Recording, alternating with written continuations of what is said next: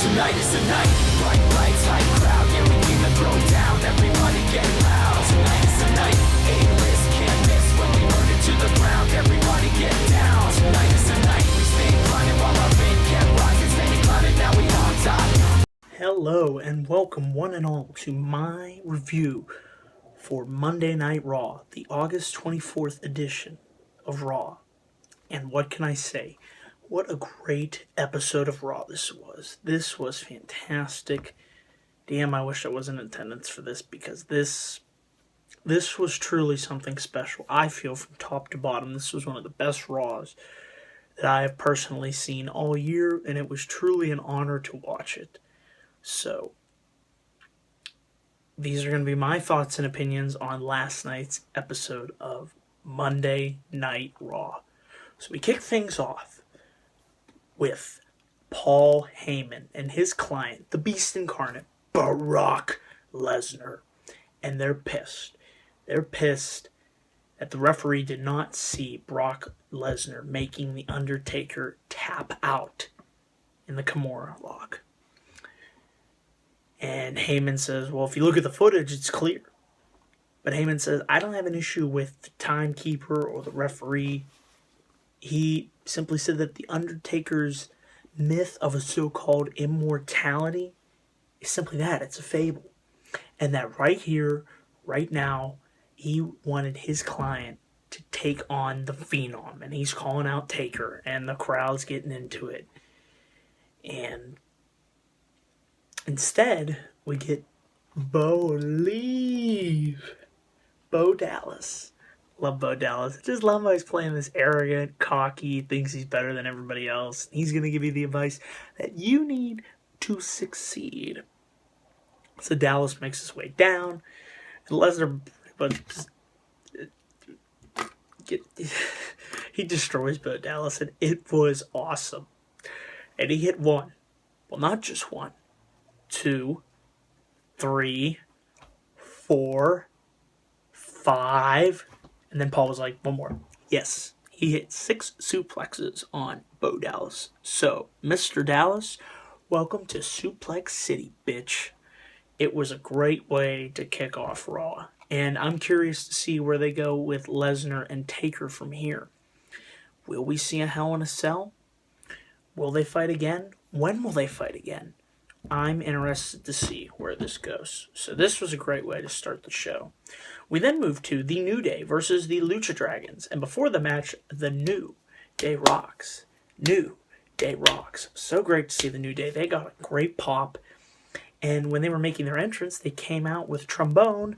They started playing and singing, New York, New York. So that was fun. They're clearly having fun. And that was one of the best entrances I've seen in a long time. It was great. And Lucha Dragons came out. They had a pretty good high-tempo, back-and-forth pace match. It was fun. New Day was able to pick up the win. And then after the match, I see these fireworks hit. I'm like, okay, what's going on here? Is this a celebration for the New Day? Wouldn't you know it, the Dudley Boys are back. They returned to WWE after, I believe, a nearly 11-year absence. And the crowd, the place went nuts. I wish I was there. I was marking out. And they just storm out and hit all their signature moves. They're like, what up? And then Devon's like, get the tables! And they get the tables and they put Woods through the table. And it was just, oh, wow, I did not see this coming, and this definitely boosts the credibility of the tag team division. So already, right off the bat, it's just like, man, what a great first hour. And then we have a SummerSlam rematch of Roman Reigns and Dean Ambrose versus Luke Harper and Bray Wyatt. Match is going for what it is, back and forth between both teams. Eventually, Reigns is able to get the hot tag.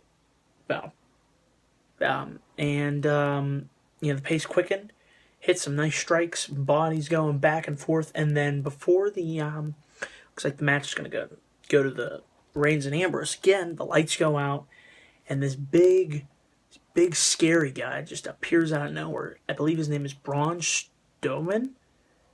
And I had no idea that this was going to happen. I was curious to see what was going to happen because, okay, they're having a rematch. So either somebody's going to turn heel or there's going to be a new member of the Wyatt family. So I was right. I thought it was going to be Leo Kruger. Still okay with this. This was shocking. Don't know anything about this guy, but I love seeing the Wyatt family back strong and just as dominant as ever. So I really enjoyed this. Then we had a disappointing part of the show for me because I'm not blaming the women. I love the effort of all three. Team PCB came out for an interview on Miz TV. And while they were being interviewed, Miz questioned whether there was tension between all of them. However, they said no, we're going to change, revolutionize women's wrestling in WWE. Then Team Bella comes out. They tensions start to flare. Woo! And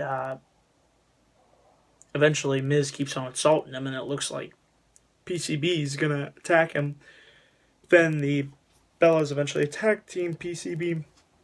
There's a little bit of a brawl back and forth. I don't know, not much to say. I feel like we should be moving beyond the teams and allowing the individual women themselves to establish themselves going forward. And we had Team Bella versus PCB.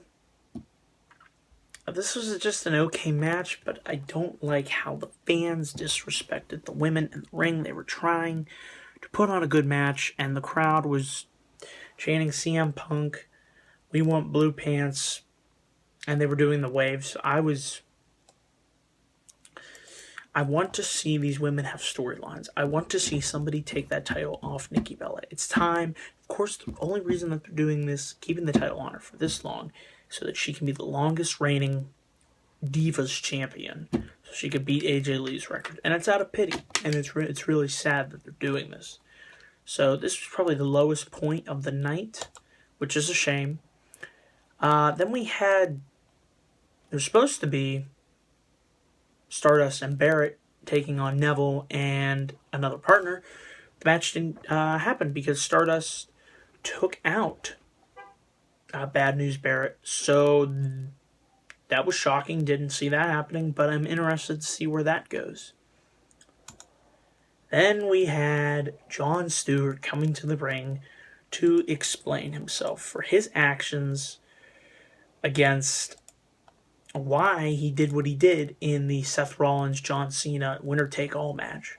And he told the fans the reason that he did what he had to do was because, as a wrestling fan, he could not bear to see John Cena tie Ric Flair's 16-time world championship record. And then, wouldn't you know it, Ric Flair comes out, and of course he's going to put Cena over, even though I doubt. Come on, Ric Flair really? Nah, he would not want Cena to beat his record. Come on. And then, they were going back and forth on the mic, and then Cena comes out, and he's furious. He's fuming. He's like, really? What did you do? You gave the Authority all of this power. Now Seth Rollins is the U.S. and the WWE champion, and I was using that title every week with my U.S. Open challenges to help put over new talent, giving them an opportunity, whether it was a Stardust, an Ambrose, a Barrett, a Neville, a Zayn, Kevin Owens, what have you. And now it's completely ruined, and Stewart's trying to plead his case, and I actually enjoyed this, and he hit Jon Stewart with an attitude adjustment, laying him out. So I liked that segment. I really did. And I like seeing Cena in this, aggressive mode. I wish he'd do it more often, but he doesn't. But when he does do this, he is spot on. So this was a really good segment. Then we had a very fun 8-man tag match. This was pretty good. It was Randy Orton, Ryback, Cesaro, and Ziggler who battled Rusev, Owens, Sheamus, and Show. initially Ziggler was in the match for the majority of it. Early on, he was getting his ass handed to him pretty well, and then later on in the match, Lana and Summer Rae, they start brawling outside, and Rusev's getting pissed off. And then later on, Rusev and Owens are starting to slug it out. And what I liked seeing was Owens and Ryback in the ring. I think that could be a very good feud down the line for the Intercontinental Championship, and I would like to see that once Owens moves on from Cesaro. And then we had, let's see. Sorry about that. We had Orton, Ryback, Cesaro, and Ziggler winning via pinfall when Orton was able to hit the RKO on Sheamus, I believe, and get the win. So I was surprised to see Sheamus lose, especially after he won the night before at SummerSlam. But I'd rather see him lose than, say, Rusev or Owens. And then, Big Show was getting shit on this whole match. I mean, please retire. And he's like, I'm a giant. And we're like, nobody cares. And then at the end, everybody just starts teaming up to take out Show. And, Rusev and Owens leave Show, beat him down, and then pretty much everybody hit their finisher on Big Show. And it was awesome seeing the Show get shit on. That was great. And then throughout this whole night, we're building up the unveiling of the statue that the Authority promised to Seth Rollins for finally being able to beat John Cena and be both the U.S. and WWE World Heavyweight Championships. And then before that, we have the Authority make their way to the ring. They announce that it's Vince McMahon's birthday, and they sing Happy Birthday. So that was good. And then they bring out Rollins. They're building it up. And then he's like, Rollins says that compared to such legendary New York sports figures such as Mickey Mantle, and he's like the Babe Ruth. And before this, I forgot to mention that Cena was escorted out of the ring, out of the building for the night, so he would not be able to interfere with the unveiling of Seth Rollins' statue. And then as they're about to unveil this statue, drum rolls, they begin to lift the veil up, covering over it, and Sting is inside of where the statue is supposed to be. You heard me correct. The icon, Sting, returned tonight, and he took out Seth Rollins. And it was freaking awesome. And the Authority ran out of the ring. They're freaking fuming. Steph's fuming. It was a great segment. A return that I did not see coming. It was just great to see Sting back. And then at the end, he held up that WWE Heavyweight Championship. And we learned later on that it was officially confirmed that at Night of Champions, on September 20th, live on the WWE Network, it will be Seth Rollins versus Sting for the WWE World Heavyweight Championship. Wow, what can I say? I am looking forward to that match. That was shocking. That was great. And this whole Raw, shocking, great. There was a lot of unexpectedness. This was much better than SummerSlam. It really was.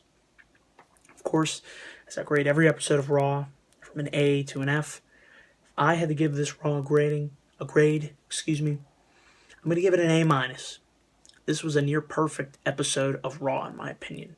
One of the best that I've seen in a long time this year. It's definitely up there with one of the best this year.